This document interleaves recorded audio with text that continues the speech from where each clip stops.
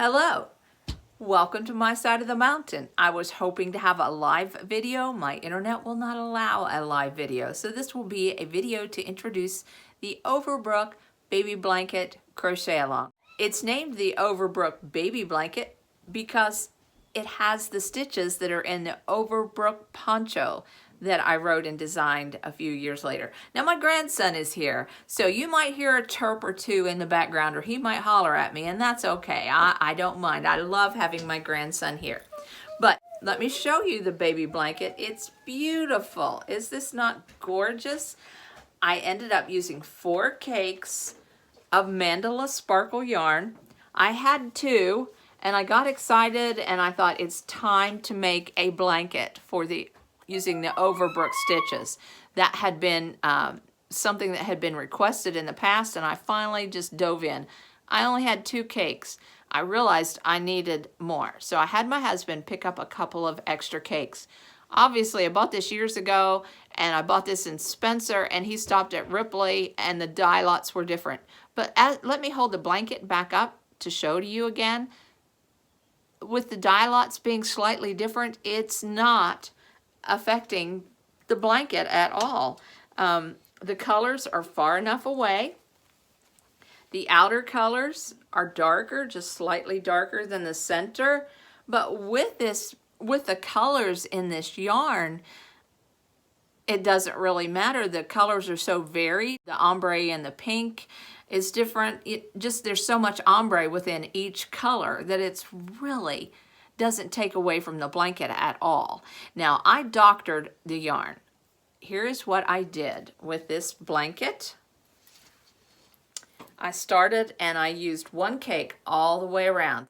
So I wanted the colors to stay in proportion. I didn't want them to get smaller and more narrow, and so I took 2 cakes. And I like Mandala yarn in the respect that you can cut right at the colors. So I took 2 cakes and I cut the colors, and I combined those 2 cakes.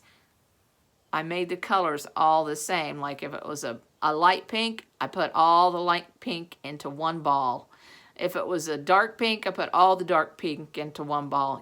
You get the idea. The only thing I don't like about this Mandala sparkle yarn is that the monofilament thread that sparkles, when you cut it, it would just kind of like swirl off and go off on its own. So you need to leave long yarn tails. I used a magic knot. I like the magic knot method to secure the join when you join 2 different colors, but I also leave a long tail to weave in the ends. But since that monofilament thread goes off on its own, you're going to need an extra long, I'd say 7 or 8 inches. So this took 4 cakes. And I was specific about the yarn color, and all of the talking and all of the chatting about the crochet along will happen over on Facebook in my crochet and crafting group. It's called Krissy's Over the Mountain Crochet and Crafts. Go do a search there. You'll find it. It won't be hard. There is a lengthy live video that talks a little bit more about the baby blanket crochet along, talks about what I've been doing and some things that are coming up, and I hope you'll join me over there. I hope you'll join me for this crochet along. July 14th, I'll release part 1. July 21st will be part 2. These are all Thursdays. July 28th, which is my daughter's birthday, by the way, will be part 3. And the border will be on August 4th. I look forward to having you on my side of the mountain.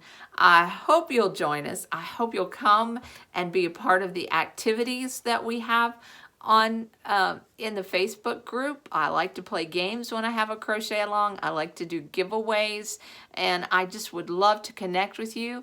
If you aren't subscribing and you haven't rung the bell here on YouTube, please do. I would love that if you would do that. But it was good to have you on my side of the mountain. I hope you'll come again soon. Bye.